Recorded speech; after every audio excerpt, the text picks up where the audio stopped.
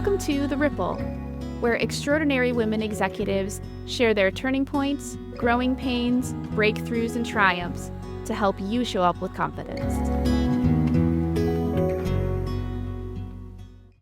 I'm your host, Ashley Lobbs, and today we're joined by the multifaceted Mary Shea, Global Chief Evangelist at HireQuotient.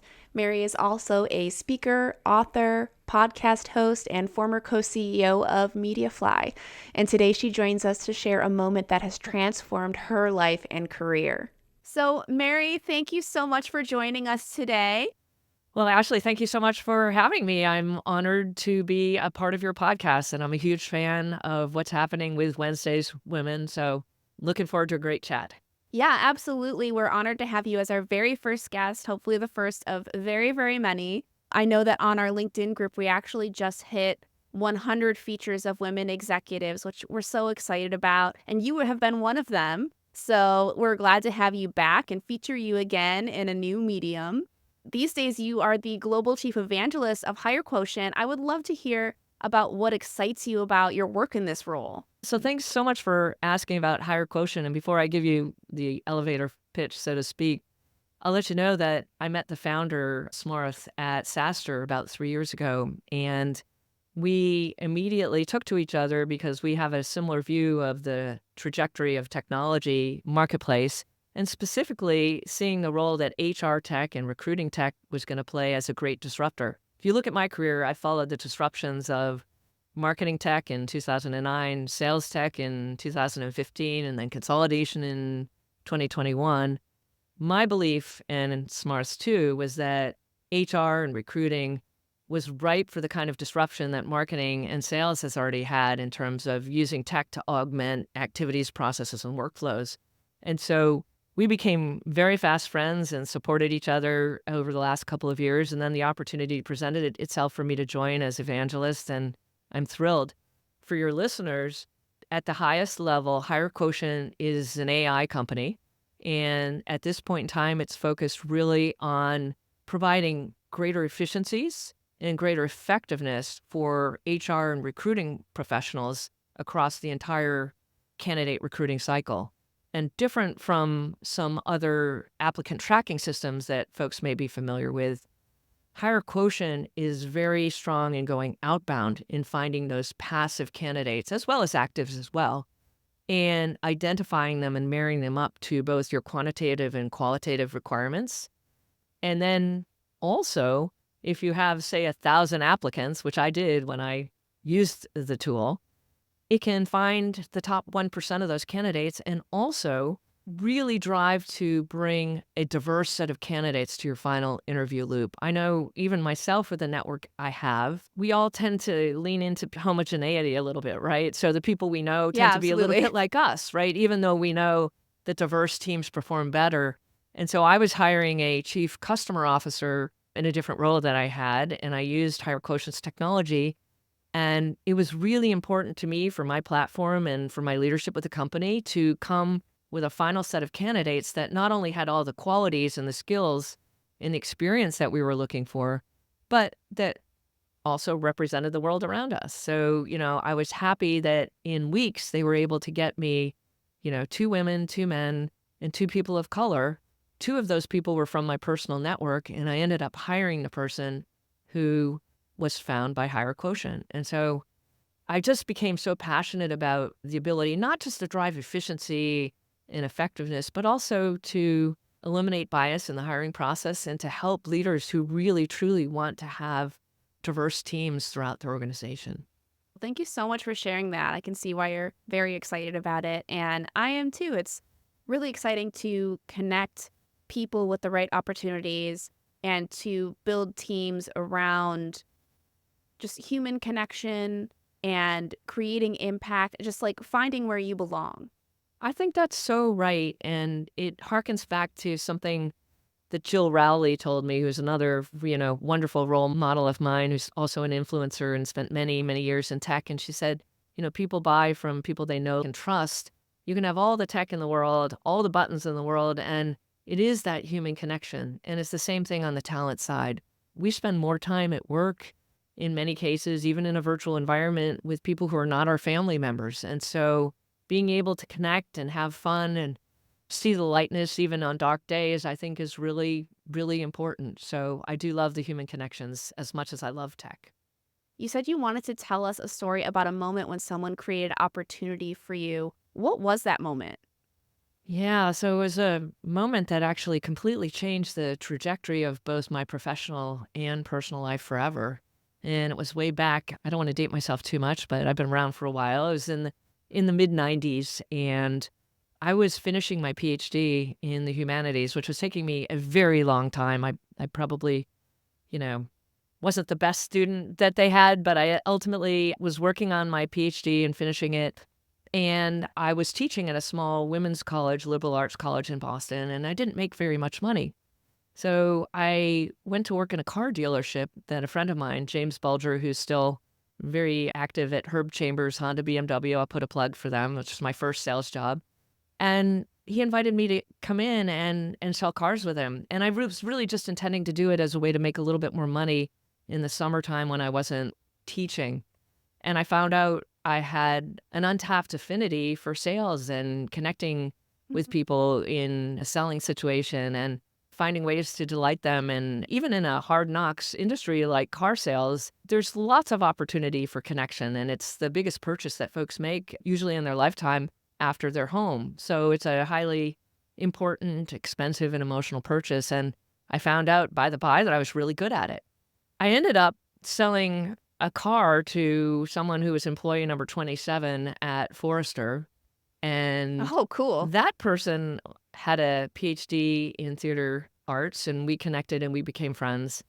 And they were so sort of impressed with the experience that they sent in a bunch of other people from Forrester, so I probably sold 3 or 4 cars to these people who were making lots of money, really successful, and eventually they said, "Well, why don't you come work for us and, learn a sales career in tech? We are just about ready to help the world understand what the impact is of technology in connecting with customers, business partners, and consumers. And, you seem like a great salesperson." And we hire people from all kinds of backgrounds. They had PhDs in theater history, and I was going to be one in musicology. We had another friend who had Slavic languages PhD, but the point was it was a melting pot of intellectual creativity around what was going to happen with technology and how it was going to impact business and consumers. And I took a leap of faith. I had, kind of achieved a lot of what I thought I could achieve in terms of my talent as a musician. I was also a performing classical musician. I was an oboist. And then I found Mm. that academia and academic life, and no disrespect to anyone who does it, it's a very wonderful profession. But for me, I wanted a bigger platform. I just had a sense at that time. And so after 8 years of pursuing a doctorate, I said, "Okay, let's try it. Let's see what happens." And I started out, I was 30 something, and I started out as an SDR. And it was super humbling based on where I was in my academic career to kind of start at an entry level position. But I had many people around me who taught me the skill and the profession and were really supportive, and there was a great camaraderie, and it was just a wonderful experience. And I took a chance, and it completely changed the direction of my life. I went from making 30,000 a year to, you can imagine, 10 times that in, 3 to 5 years. I can't remember exactly what the time frame was. And then 6 months after I joined, the company went public. And then here's just a special news flash for your audience because I care so deeply about what you all do. The person who recruited me in is my spouse, my romantic partner, and we've been together for almost 30 years now. So, That's amazing. yeah, I took a chance. And, when I coach and mentor others, I guide them on calculated risks. There's a few times in life where you're going to have a moment. Do I jump into the cold water, take the plunge, take a risk? And I'm not saying do it without being really thoughtful, but it's the big risks that I've taken that have proven to be the most rewarding personally and professionally in my career. And so I just wanted to share that story. And it's a very special story because now I'm in a position where I never thought I would have been in life and in my economic power, to be honest, because I often tell folks younger in their sales career that selling is a great equalizer. It provides a lot of economic and social equity if you can figure out how to be great at it. And I came from, very modest beginnings. It sounds like there were several opportunities created for you by stepping through this first door, another one opened and another one opened, even leading to your partner of 30 years, which is really incredible. And I think there's something so fascinating about this that I want to ask you about, because now you're in this role where you are, evangelizing technology that connects people with exactly the right person who has exactly the right experience, Hmm. right? But some of the greatest opportunities in your career were the ones where someone took a chance on you and you weren't Yeah, necessarily like the perfect person on paper. right. How do we encourage people to take those chances well and bring in people with maybe unconventional skill sets? Or how do we encourage people to see the potential in others rather than always seeking out the perfect on paper fit? That is such a thoughtful question. Thank you for asking that. Yeah, it's interesting. And I was just chatting with someone yesterday in their sales career who wants to try to do something different, but the market is Hmm. quite challenging that, as you know, for people in tech right now. And, Yeah. my counsel to her was to take something that was a bit safer. She's got a wedding coming up and, needs the money to come in. And she knew she could do the job really well, but to keep her heart and mind open for something that would be a little bit more expansive down the line for her. And so I think the heart of your question is, as we refine and refine how we recruit and what we go after, when do we know as CEOs or hiring managers or business leaders, like, when should we take that chance on people? And, seeing all of the numbers line up correctly is great and it's a good starting point. But I do think you've got to stay in touch with your humanity. And I do feel like I've got a little bit of the golden guts. I was an analyst at Forrester and I have a sense of certain things. And when you feel, if you meet a person who you think is, truly a high quality person who could do anything and has the right attitude, I say go for it if you're in a position where you can take a chance. It's a little difficult in today's market.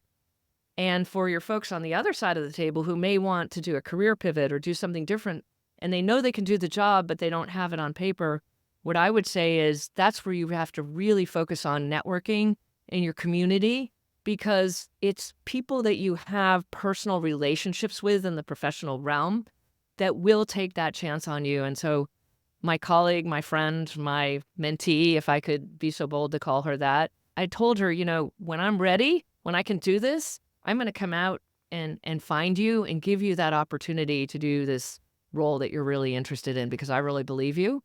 And I may be 3 months or 6 months away from it. So it is going to be relationships and, having mentorships and having advocates and coaches and networks like your network where you will find someone who's willing to give you that chance. And so I would say the biggest pieces of advice I could give your listeners is cultivate those relationships even as we embrace more and more technology. Yeah, that's such great advice. I love the idea of cultivating relationships because it's not about a transaction in this moment. It's really about the long game of your career and your life and having a village behind you, right? It really is. And I want to dovetail off this word transaction because it's been on my mind a lot lately. And I think it's no surprise to your listeners. I've gone through a couple of different job changes recently, and it's not what I wanted. And I felt in some ways that even as a C suite executive and even as a CEO, your relationship with your employer has become much more transactional. The employee and employer relationship, I think, has become very, very transactional. And this marketplace is creating that. And I don't think that's ultimately good. I do think it's good to not think of your employer as your parent or a family. It's not like we're here to do business. And We all need boundaries. yeah, we all need boundaries. I think, but that narrative sort of ended up breaking a lot of hearts when people got laid off by purely, decisions that companies just simply had to make in order to sustain. But knowing that the employee-employer relationship is a bit transactional, it's important, again, to find those people and executives that you wanna work with and follow them to different companies and foster those relationships. So, I guess just another plug for just how important community is, particularly in this environment and beyond. Yeah. Along those lines, I'm curious what originally drew you to Wednesday Women and what it means to you to be part of a group of women executives like this. Yeah, I really love the group, and I just love what the founders wanted to do here. And as part of my platform, whether I was a Forrester analyst or an evangelist at Outreach or doing whatever I do, the things that I look at are really three things. One, which is, technology and the future of sales and HR technology. I look at the future of the workforce and what's going to happen there, specifically buying and selling in the business world. And then really the third piece of my platform is amplifying the voices of underrepresented folks in business. And for me, that's really women in sales, right? Because despite the fact that all the data show that we succeed more than our male counterparts in many cases across many different levels, when you look at sales forces across the world globally, only about a third of sellers are women or identify as women. And then you get less and less as you go up the chain. So I feel strongly that every selling organization should be representative of the world around them and their customer base more specifically, and many are not. And so I think it's a very important charter and mission that Wednesdays Women has. And I've wanted to do everything since it was founded to support the organization and amplify the wonderful work that you're doing. Yeah, that's such an important point that you make about how women on paper, just purely based on merit, are excelling. But we also need to be evangelizing them and raising their voices and supporting them however we can, because merit isn't everything. We need those relationships. Yeah. And this is a really important way to build them. So I want to thank you for sharing your story, because you are a role model for so many women out there, and sharing your story and using your voice, we hope will help others do the same. So I really want to thank you for your time today. Well, thank you so much, Ashley, and I hope so too. And you know where to find me. Before we end the episode, we want to take a moment to reflect with you, our amazing listeners, about Mary's story and what it means to you. What would it look like for you to trust your gut more? And where are you in a position to take a chance on others?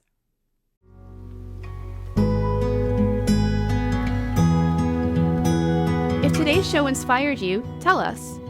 Send an email or voice memo to hello@wednesdaywomen.org. Or keep the ripple going by giving us a review on Apple, Spotify, or wherever you listen. Your ratings help us grow and inspire even more people. This podcast is brought to you by Wednesday Women, an organization dedicated to increasing the visibility of women executive leaders. Learn more at wednesdaywomen.org. Thank you to our executive producers, Melissa Moody and Leslie Greenwood. Again, I'm your host, Ashley Lobbs, hoping you'll keep the ripple going. Until next time.